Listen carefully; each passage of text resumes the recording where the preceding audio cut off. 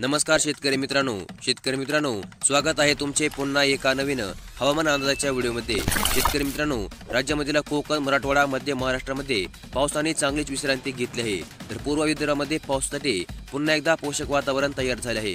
गडचिरोली, गोंदिया जिल्ह्यामध्ये अनेक ठिकाणी अतिवृष्टी झाली। तर मंगळवारी म्हणजे 10 तारखेला सकाळी 8 वाजेपर्यंत गोंदियामधील कामठा येथे सर्वाधिक 292 मिलीमीटर पावसाची देखील नोंद करण्यात आली आहे। त्यामुळे या भागामधील ओढे, नाले आणि नद्या सध्या दुथडी भरून वाहत आहेत। अनेक ठिकाणी शेतामध्ये पाणी शिरल्याने पिकांचे देखील मोठ्या प्रमाणावर नुकसान झाले आहे। तसेच गेल्या 2 दिवसापासून पूर्व विदर्भामध्ये पुन्हा एकदा पावसाचा जोर वाढला आहे। तर या भागामधील नागपूर, गोंदिया, चंद्रपूर आणि गडचिरोली या काही जिल्ह्यांमध्ये पावसाने चांगला धुमाकूळ घातला आहे। या भागातील 13 मंडळामध्ये 200 मिलीमीटरहून अधिक पाऊस झाला, तर 50 मंडळामध्ये 100 मिलीमीटरहून अधिक पावसाची नोंद करण्यात आली। तर विदर्भाच्या पश्चिम भागामधील बुलढाणा, अकोला, वाशिम, अमरावती, यवतमाळ, वर्धा अशा काही अंशतः जिल्ह्यामध्ये सध्या ढगाळ वातावरण पाहायला मिळत आहे।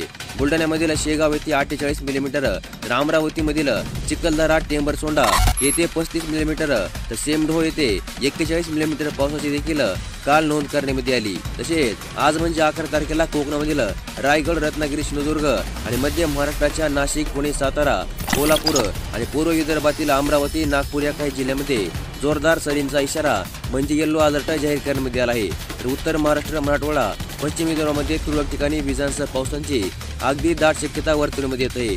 तसेच उद्यापासून म्हणजे 12 तारखेला राज्याच्या बहुतांश भागामध्ये पावसाची उघडीप राहण्याची देखील शक्यता हवामान विभागाने जाहीर केली आहे। तर मग पुढील 24 तासामध्ये राज्यामधील रायगड, रत्नागिरी, सिंधुदुर्ग, नाशिक, पुणे, सातारा, कोल्हापूर, अमरावती आणि नागपूर या काही जिल्ह्यांमध्ये जोरदार पावसाचा इशारा म्हणजेच येलो अलर्ट जाहीर करण्यात आला आहे।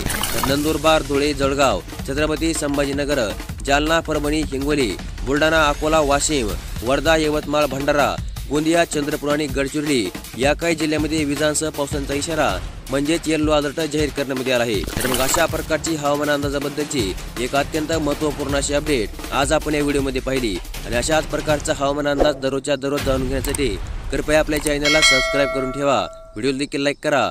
धन्यवाद।